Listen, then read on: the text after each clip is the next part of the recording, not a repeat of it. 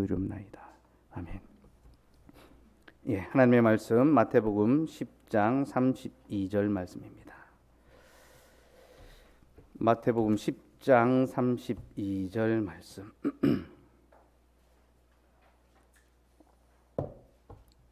예, 우리 한 목소리로 같이 읽겠습니다. 32절 한 절입니다. 시작. 누구든지 사람 앞에서 나를 시인하면 나도 하늘에 계신 내 아버지 앞에서 그를 시인할 것이요. 아멘. 주일에 주일학교 교사들하고 이제 바빙크의 찬송의 제사라는 책을 공부하고 있습니다. 금요일에 줌으로도 하고 또 주일에 간간히 이제 또 같이 모여서 공부하는데 한 2달, 석 달 정도 이제 흘러가고 있어요. 언약의 자녀를 어떻게 양육해야 되며 또 가정과 교회의 책임이 무엇인가를 이제 그 책이 이제 소개해주고 있는데 참 많은 유익을 누리고 있습니다. 그래서 교사 모임 끝나면 우리 이제 또 결혼하고 또 자녀들 낳는 이제 우리 가정들과 함께 그 책을 공부하려고 하는데요. 이번 주일에 나누었던 내용이 너무 좋아서 오늘 여러분과 함께 좀 나누려고 말씀을 좀 준비했습니다.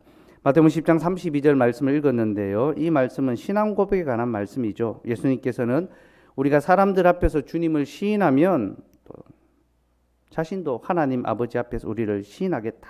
나도 하늘에 계신 내 아버지 앞에서 너희를 시인하겠다. 그렇게 말씀해 주셨습니다. 여기서 시인한다라는 말은 고백한다라는 말과 같습니다. 시인한다. 성경에 나오는 시인한다라는 말은 고백한다. 그러니까 신앙 고백과 연결되는 거죠. 그러니 이 말씀은 우리가 주님을 향하여 신앙을 고백할 때 주께서도 하나님 아버지 앞에서 우리를 향한 신앙 고백을 내가 저들을 아나이다. 신앙 고백을 해 주시겠다라고 약속해 주시는 겁니다. 여러분 우리는 신앙 고백이 항상 우리 편의 일이라고만 생각을 합니다. 신앙 고백은 우리가 하나님을 향하여 하는 거죠. 그죠? 이것은 항상 우리 편의 일로만 그렇게 이해하고 생각합니다. 저도 그렇게 생각했어요. 그런데 신앙 고백이라는 것이 하나님 편에서 일이기도 하더라고요. 하나님께서도 우리를 향하여 신앙 고백을 해 주십니다. 우리가 하나님을 향하여 신앙 고백할 때 하나님께서 그것을 받으시고 모른 척하지 않으시고 내가 너를 안다. 우리를 향한 믿음, 우리를 향한 신앙을 고백해 주신다라는 거죠. 이 참 놀라운 소식이지 않습니까? 우리가 하나님께 신앙 고백을 하는데 하나님께서도 우리에게 신앙 고백을 해 주신다. 자, 우리는 성경의 내용을 잘 정리하여 이것을 고백합니다. 그죠? 이것을 바르게 고백하기 위해서 교회는 공적인 신앙 고백서, 교리문답서를 가지고 있습니다. 그죠? 그 신앙 고백서와 교리문답은 성경의 내용 안에서 우리가 하나님을 향하여 알아야 할 내용을 고백하고 또 하나님께서 우리에게 요구하시는 내용을 정리해서 이것을 고백합니다. 그죠? 이것이 신앙 고백의 중요한 2가지 축입니다. 그래서 하나님에 대해 알아야 할 것은 사도신경이라고 할 수 있고 우리가 이제 하나님 앞에서 행해야 될 것은 주기도문이다라고 그렇게 이제 이해하시면 됩니다. 이제 그 2 축이 있는데 이것을 이제 더 풍성하게 이제 신앙 고백서와 교리문답서를 가지고 있죠. 우리 장로교회의 이제 그 신앙 고백서는 웨스트민스터 신앙 고백서죠. 네, 웨스트민스터 신앙 고백서가 있고 소교리문답, 대교리문답이 있습니다. 그죠? 근데 소교리문답, 대교리문답 1문답이 뭡니까? 사람의 본분에 관한 거. 그죠? 우리가 너무 잘 알고 있는 다 외우고 있는 내용이죠. 한번 문답을 해 봅시다. 사람의 첫째 되는 목적은 무엇입니까? 사람의 첫째 되는 목적은 하나님을 영화롭게 하고 그분을 영원토록 즐거워하는 것입니다. 자, 사람의 제일 된 첫째 된 목적은 하나님을 영화롭게 하고 그를 영원토록 즐거워하는 것. 이것이 사람의 본분입니다. 사람이 왜 이렇게 살아야 합니까? 하나님께서 이렇게 살도록 우리를 지으셨고 성경이 그것을 우리에게 가르쳐 주기 때문이죠. 그러니까 성경 전체에서 인간이 뭔가 사람은 어떤 존재인가라고 정의할 때 딱 이 2 내용이 나오는 거죠. 하나님을 영화롭게 하고 그분을 영원토록 즐거워하는 것, 예배하는 것. 이것이 인간의 본분이다. 인간의 사명이다. 그렇게 이야기를 하고 있습니다. 우리는 이것을 말씀으로 듣고 배웁니다. 그리고 입으로 고백합니다. 그리고 이것을 지키며 살아가려고 순종하죠. 그죠? 이것이 믿음의 삶입니다. 듣고 믿고 행하는 것. 이것이 믿음입니다. 그죠? 그래서 들은 대로 믿어 고백하고 고백한 대로 행하는 것. 이것이 우리의 삶의 실질인데요. 여러분, 참으로 놀랍게도 이 고백, 사람의 첫째 되는 목적이라는 이 교리문답의 첫 번째 고백은요, 우리의 어떤 본분, 우리의 목적만을 보여주는 것이 아니라 하나님의 본분, 하나님의 목적에 대해서도 가르쳐주고 있습니다. 그래서 제가 이 소교리문답을 하나님의 교리문답 1문답으로 한번 이름을 지어봤습니다. 하나님의 교리문답 제1문. 하나님의 제1된 첫째 된 목적은 무엇입니까? 답. 하나님의 제1된 첫째 된 목적은 사람을 영화롭게 하며 그를 영원토록 즐거워하는 것입니다. 여러분, 이렇게 말하니까 굉장히 불경스럽게 느껴지죠, 그죠? 아니, 목사님, 사람이 하나님을 영화롭게 하고 그분을 영원토록 즐거워해야지. 그게 사람의 본분이고 목적이지. 어디 감히 하나님 앞에 이런 말을 갖다 붙일 수 있습니까? 그렇게 생각할 수 있습니다, 그죠? 대단히 불경스러운 말처럼 들립니다. 하나님의 교리문답 1문답. 하나님의 제일 된 목적은 사람을 영화롭게 하며 그를 영원토록 즐거워하는 것. 근데 여러분, 제가 성경을 다시 보고 나니까 이것이 제 말이 아니라 성경의 가르침이라는 것을 깨닫게 되었습니다. 창세기 1장 27절 한번 봅시다. 창세기 1장 27절.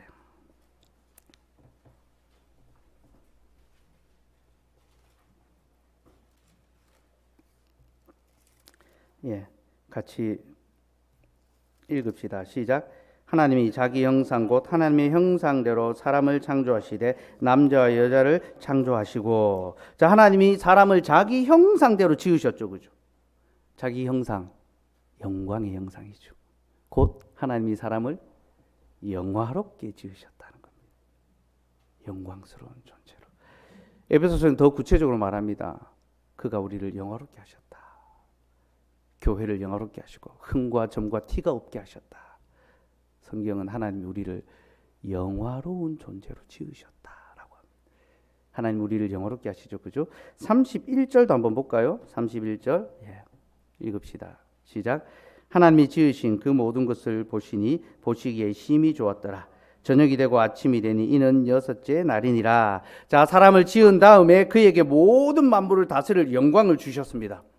그리고 난 다음에 그 모든 것을 보시니 보시기에 심히 좋았더라.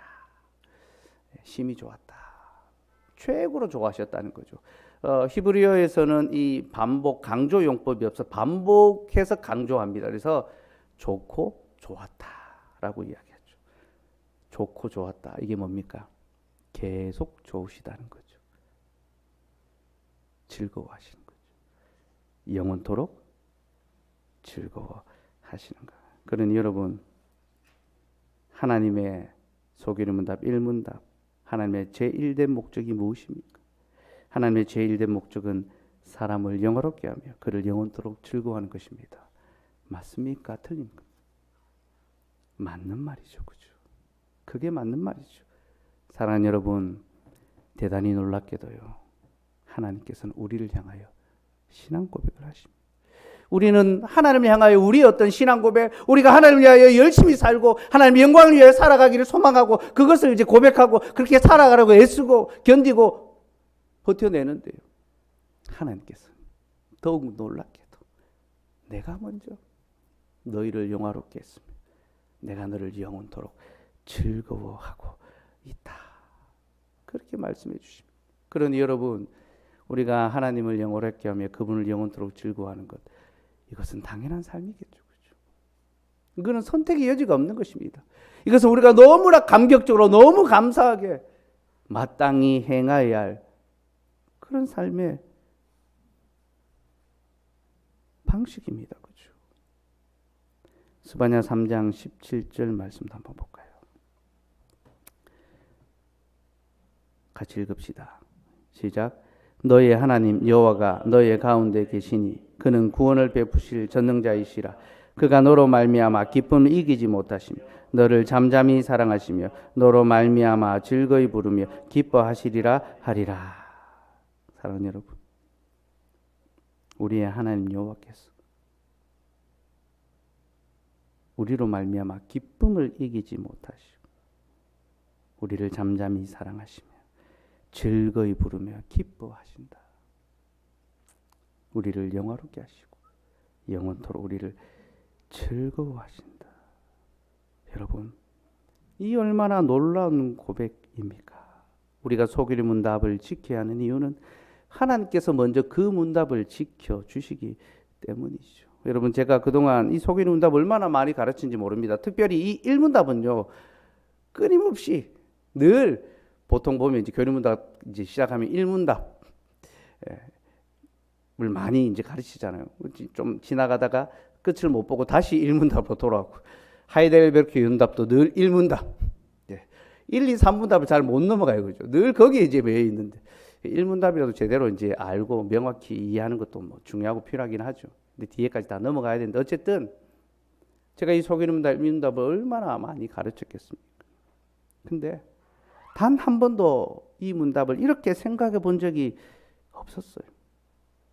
야, 이 문답이 하나님에게 적용되는구나. 하나님의 사명이 우리를 영화롭게 하고 우리를 즐거워하시는 것이구나.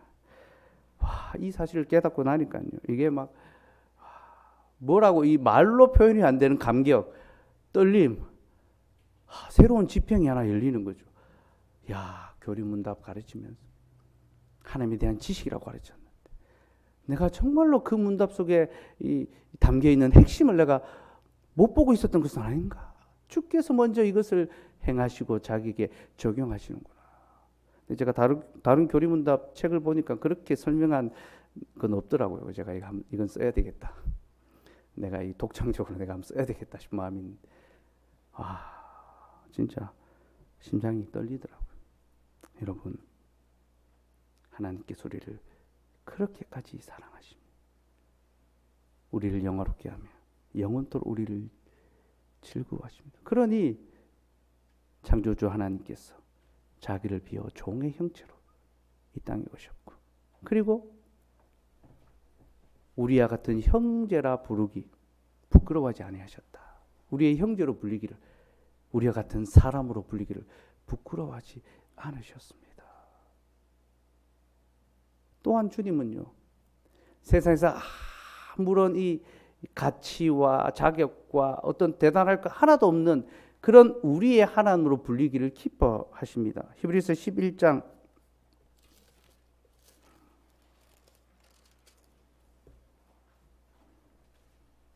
16절 말씀.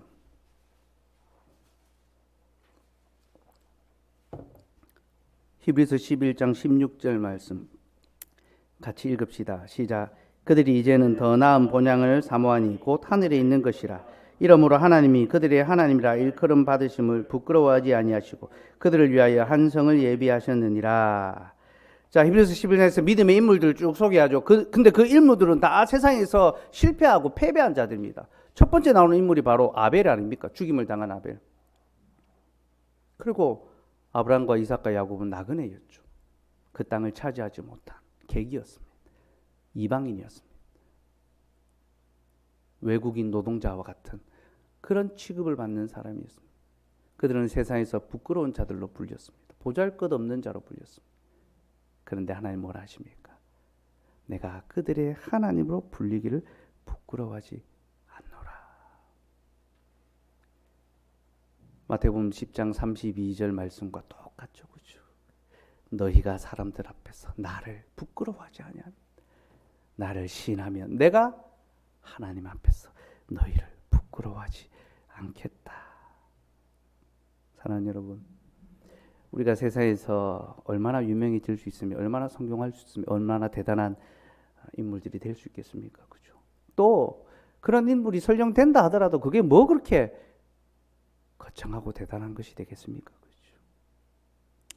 우리는 참 초라하고 약하고 뭐 내 힘으로 뭐 하나 할 수 없는 그런 어떤 인생. 저도 제 인생을 돌아보면 뭐 이제 반평생 이제 반백년 살아가고 있잖아요. 그죠? 뭐 하나 이루어 놓은 것도 없는 것 같고 제 나이 때에 이 사람들이 할 수 있는 것을 못하는 그 제약. 나는 참 세상적으로 보면 참 초라하고 별 보잘것없는 그런 인생이다라는 그런 생각이 듭니다. 이게 이제 50이 좀 가까워지니까 약간 그런 어떤 이 정서적 우울, 예전에 못 느끼던, 제가 요즘 우울합니다, 여러분. 저를 잘 위로해 주셔야 되고요. 예. 제가 이제 50을 넘어가신 분들을 조금 존경하기 시작했습니다. 40대는 잘 몰랐는데, 이 50이 보니까 이 다르더라고요. 별것 아닌 존재죠. 뭐 대단한 거 이룰 수도 없고, 개척하고 5년이 지나가지만, 교회가 아름답게 잘 세워져 가고 있지만, 그러나 부족함이 너무나 많고 여전히 참 더디고 어리기만 한 우리의 실질을 보면서 참 자괴감이 들 때도 있습니다. 근데 주께서